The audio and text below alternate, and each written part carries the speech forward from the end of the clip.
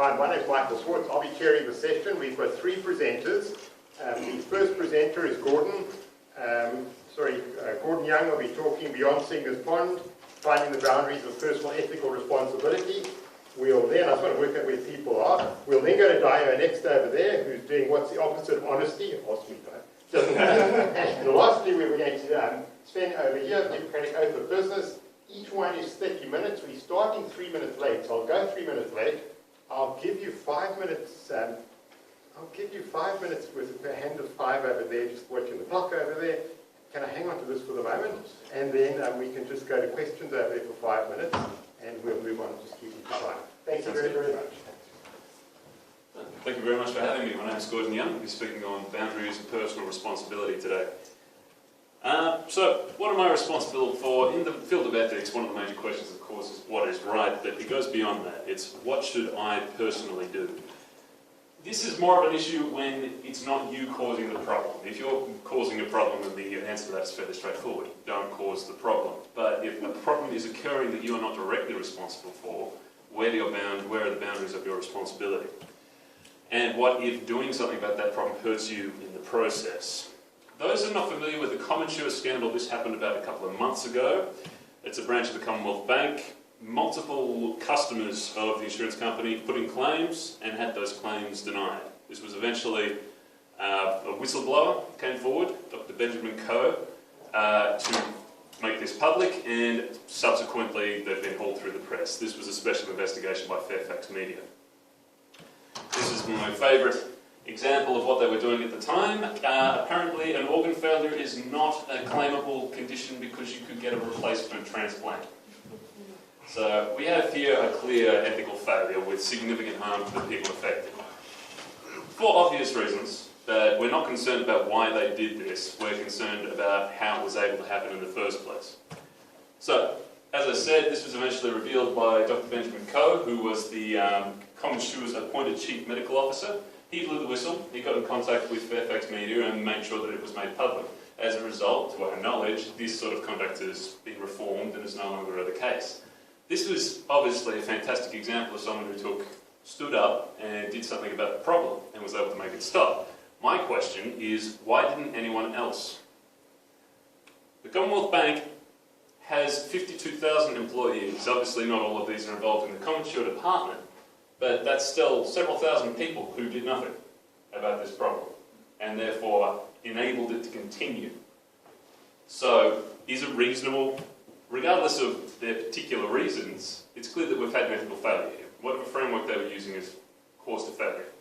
It only took one person to stop this problem. Imagine if everyone involved had refused to participate in it.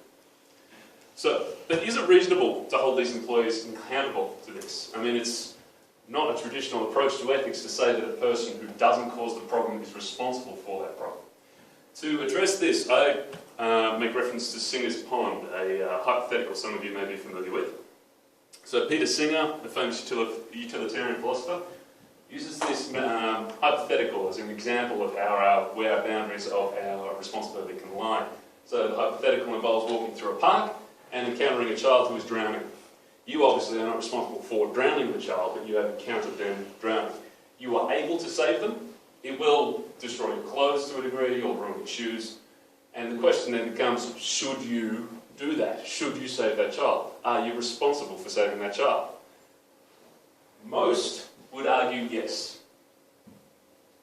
because the cost to the individual is quite low and their ability to intervene in this situation is quite high, and the potential positives to the outcome are very, very high. And most would argue that to sit down and watch the child drown would be a reprehensible act. Whether it's equivalent to murder, questionable, but it is still culpable nonetheless. So this illustrates two moral points. This hypothetical was used to illustrate the importance of international aid. But I think it illustrates two additional points. The first being that there's no significant difference in responsibility between an action and an inaction. If you drown the child in this case, or watch the child drown in this case, the outcome is the same. One dead child.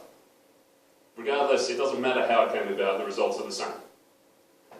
Obviously, one involves slightly more activity on your behalf and probably some fairly disturbing psychological reasons, but Same could be said for sitting and watching the child drown.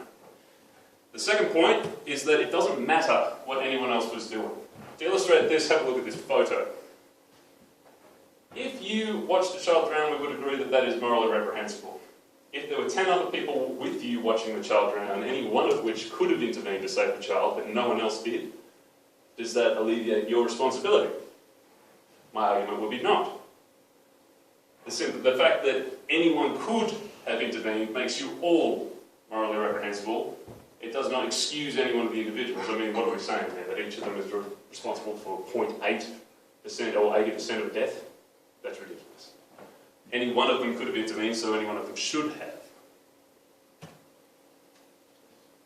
The problem with this is that we've just said that every individual is responsible for every ethical problem everywhere, all the time. That's not really reasonable. In practice, that theory, I hold by those observations, but in practice, that has some serious limitations. First is that it's physically impossible. Holding yourself accountable for every ethical problem that you could potentially intervene in is literally physically impossible. We only have so many hours in the day, we only have so many years alive, we only have so many material resources available to us. Second is that it exposes employees to significant risk. I mean, it's all very well to say with Singer's Pond that you should save the child, but what if you can't swim? You're simply going to end up with 2 dead people instead of 1. And it also may lead to perverse outcomes. To illustrate this, we've got a few recent examples of whistleblowers. We have Edward Snowden, we have Bradley Manning, Julian Assange, and John Kirikou. All 4 of these exposed, helped to whistleblowers some serious abuses in the US. We have the NSA spying scandal, the collateral murder video that was leaked. Julian Assange obviously was the facilitator of a lot of those leaks. And then we have John Kirikou, who you may not recognise. He was the man that exposed the torture of detainees by the CIA. What's notable about all 4 of these is that all 4 are now either in prison or being pursued. Bradley Manning is in prison, John Kirikou is in prison, and the other 2 are in embassies where they cannot leave. Furthermore, all 4 of these examples didn't actually result in any tangible results. Yeah, it hit the news. Yes, it was widely criticised by the public. Was there actual response to any of that criticism? Not really. The NSA was not prosecuted, no policy changes were made. The collateral murder video didn't result in any prosecutions. John Kirikou is the only person in jail as a result of those detainee tortures. So what is the point? These people simply exposed themselves to significant risk with no tangible result. We can apply this to Singer's Pond, as I said before. There's plenty of reasons why you wouldn't save that child. Plenty of really solid reasons. What if you never saw them? Is it reasonable to expect a person to save a child they didn't know was drowning? And similarly, if you didn't realise they were drowning. More to the point, if you can't swim, or there's dangers in the water. Again, one of the first rules any first aider will learn is to not put yourself in danger, because you'll simply get 2 corpses, or make the problem twice as bad. And what if the child's already dead? What if the harm has been done? What is the point in even if the cost is as minor as ruining your shoes, what's the point if there's no benefit to be had? Right? So, we need to refine our solution clearly, because Singer's Pond does illustrate that we have a wider responsibility than we generally accept, but it has some practical limitations, so we clearly need to come up with something a bit tighter here. So, looking at the Commonsure scandal in particular, we have a situation where people's ethical framework is failed, for whatever reason. And I would suggest that's generally because they see themselves as having only 2 options. Staying quiet, none of my business, or doing a Bradley Manning, whistleblowing, hitting the press, full exposure, full risk, and which may not actually have a positive outcome. So we need something that's simple enough to be accessible to the public, but useful enough, comprehensive enough to give them a positive outcome. I would suggest the following: awareness, proximity, ability, and consequence. The first of these, if an individual is not aware of the problem and cannot reasonably be expected to be aware of the problem, then it's not reasonable to hold them responsible for it. Naturally, that's kind of subjective to the individual. So In the information age, your ability to be reasonably aware of things is significantly larger than it used to be. I would expect any citizen to be aware of what their political parties are doing, for example, regardless of whether it's their personal interest or not.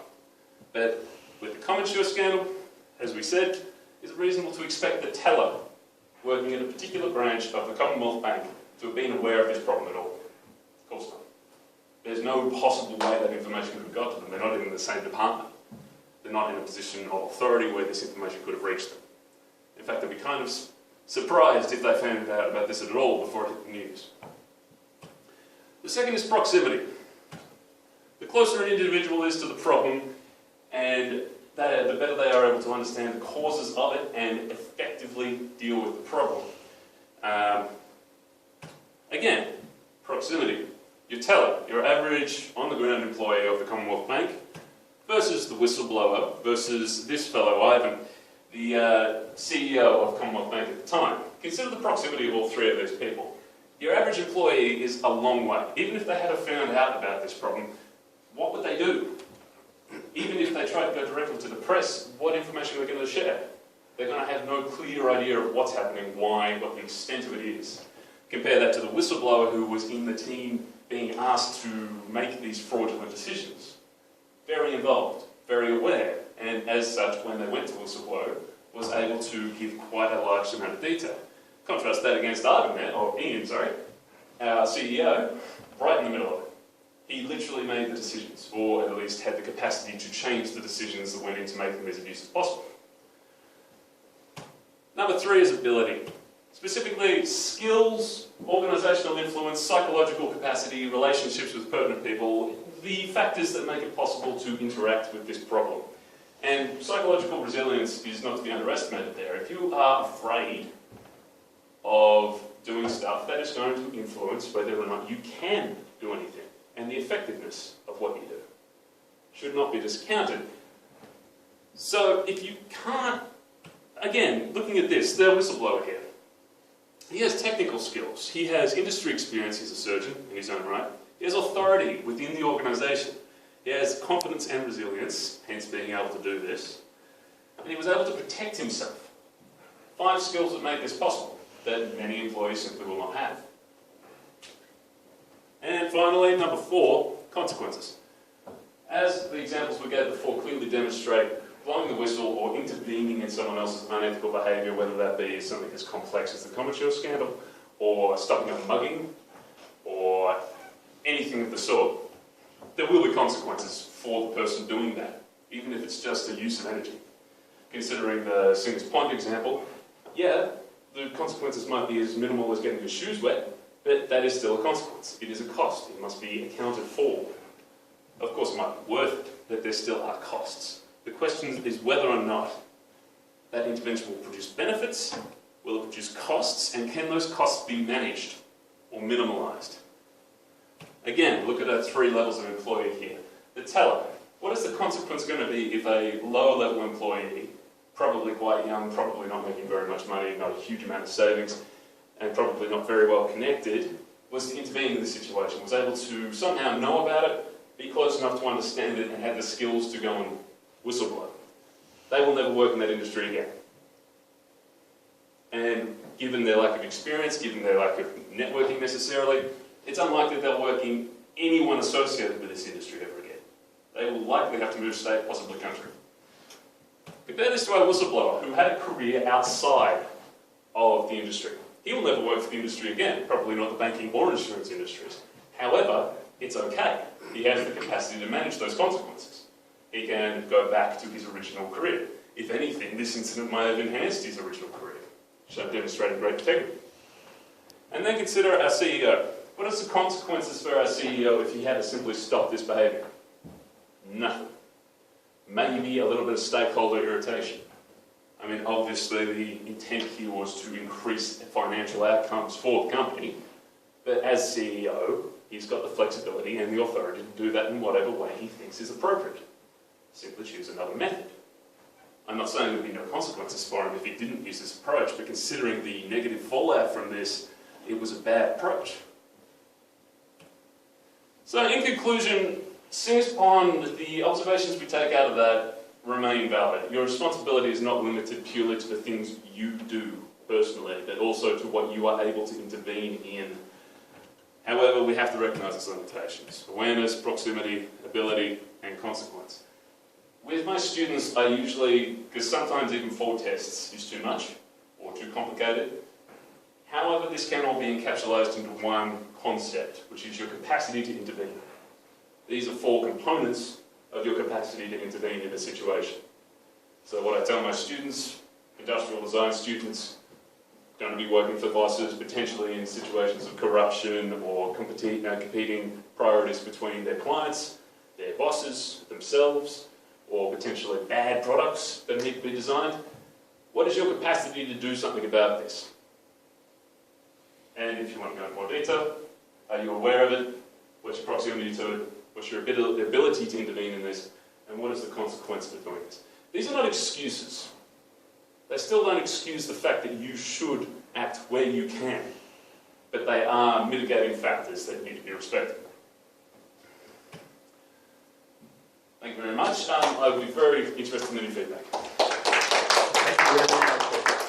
Any questions? There's a really nice experiment, a psychological experiment. You get a whole bunch of students coming in and they give them some instructions, then afterwards they ask them questions. Now everybody's in on it except for the very last person. And the answer is irrelevant, but it's basically false. So the person says, yes, it's A, and everybody says it's A. Comes to the last person, what is the answer? And we all know that it's B. And he goes, well, A. Where would that part of psychology fit into these 4 points? Where you do things because of peer pressure? Definitely. I would factor that into awareness, generally speaking, in terms that your ability, your psychological resilience is going to have a big factor on whether you can resist peer pressure. Like if you have the experience, the capacity to resist. If you don't, you will tend to fall. I mean, another example of that would be cognitive biases and rhetorical fallacies and other things, flawed ways of thinking. Bandwagon effect being the obvious one there, or confirmation bias. I mean, if you came in with a particular ideology. I mean, if you're working in the banking sector for a start, you're probably coming out with a certain set of values. Do you have the capacity to challenge those in order to do anything about this? So I would rank that under ability. It is a very broad category. Sorry. First of all, that was beautifully crisp and clear, beautifully laid out, and a nice use of Singer's Pond, so thanks all around for that. Of the 4 criteria, I think awareness is the one that needs to be tightened up a tiny bit, and that's because you'd have to talk about reasonable awareness. So going back to the original pond, if somebody is given to reveries or is thinking a deep philosophical thought as they're going past the pond and they don't notice the child, they could be held culpable for that perhaps at some level. So that's my first question.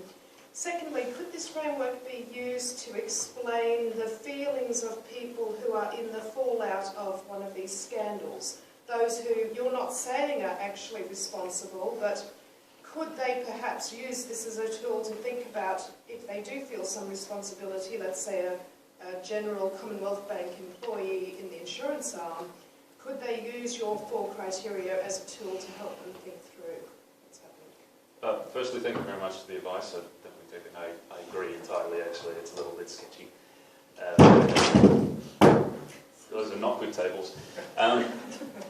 In regards to the second point, I actually agree entirely. Another point I make with the students is that guilt is not a productive emotion. If something bad happens, the focus should be on either fixing it and preventing it in the future. White guilt being another classic example. I'm not responsible for historical wrongs, but I have inherited responsibility for them because there's still problems. You know, I'm feeling guilty about that. And again, those 4 criteria do lay that out. I'm not responsible for it happening, but because I benefit from it and it's continuing to be a problem, I should do something about it. You do?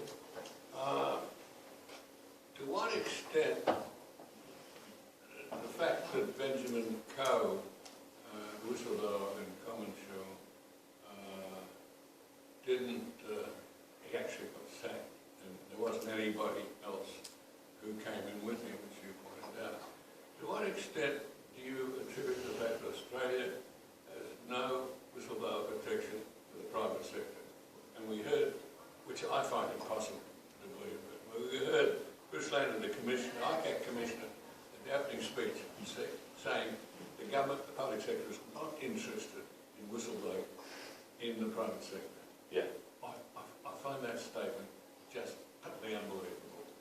But the question was, to what extent that legislation, protection legislation, doesn't exist, reason why nobody else joined in. Yeah, absolutely, that is an enormous factor. That comes down to the consequences category there.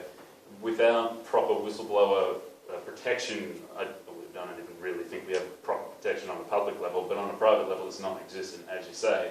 That has to be considered when it comes to consequence. Personally, I don't think I would stand up and publicly whistleblow in a private organisation. I'd probably, if I felt secure in doing so, release information anonymously. And some people simply don't have the skill set to do that. I happen to know how to use proxies and so forth and can do that, but others do not. I mean, and looking longer term or broader perspective, that is definitely a demand for us to put those whistleblower protections in place.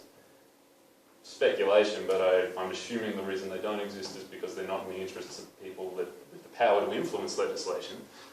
A whistleblower is always going to pose a threat to powerful people, so there's no interest in protecting them. Yeah, I didn't follow your very last statement. You said these are not excuses.